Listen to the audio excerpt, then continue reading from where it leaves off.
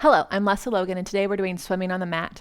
I'll also go over some modifications and some ways to deepen this in your practice.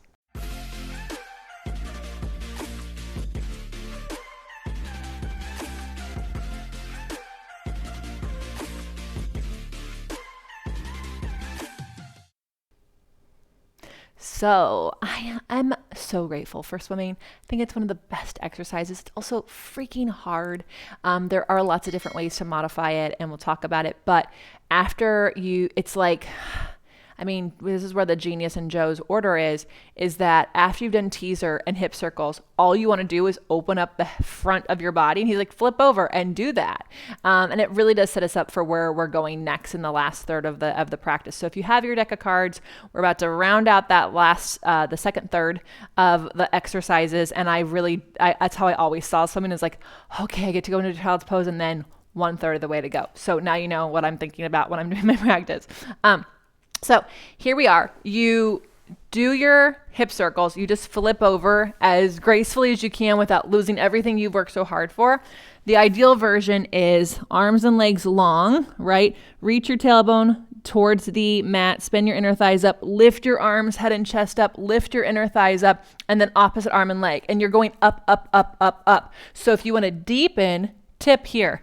I'm not ever going one arm down, one arm up. It's up, up, up, up, up. Why? Your arms, if they're connected to your back, lift your chest up, up, up. So that means a head is getting out of the water. If I was swimming, I don't want to be like in the water like this. You want to be above the water, above it, right? So that's something you want to think about. If you struggle in swan with your arm back connection and you know that your arms are just like hanging off of your back, then I would take your arms a little wider than your shoulders, and I would actually start with just moving an arm and an arm. Keep those legs reaching down. Okay. Then I would just lift a leg and a leg, right? Then I would have everything start down, lift an arm and a leg. Lift an arm and a leg. The chest lifts because the arm lifts it. If you're lifting your chest before your arm, now you know what you're doing in your swan, okay?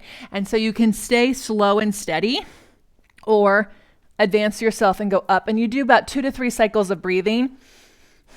And the pace is like that of the 100. So I really want you to feel this open in the front of your body. So if you are pushing your stomach down and using like crinkling your neck, you're not opening the front of your body. It's going to actually make the rest of the practice a lot harder. So do focus on that. If you're like, I don't want to swim ever for whatever reason, do your swan here instead, and then work your way to doing your swimming. It's just a really excellent exercise. After you do your swimming, your last rep, you come into your child's pose. And this is where you will enter into the next exercise from. So you come back here into this active child's pose with your waist up, and then we can go into our leg pulls, which is really a fun exercise. Not one of my favorites, but you know, what you don't love, you have to do twice. So I'm finding love for it. If you would like to make sure you don't miss a chance to deepen your swimming in your Pilates practice and feel that rinse and wash from all those teasers, and join us at onlinepilatesclasses.com, where we do life better.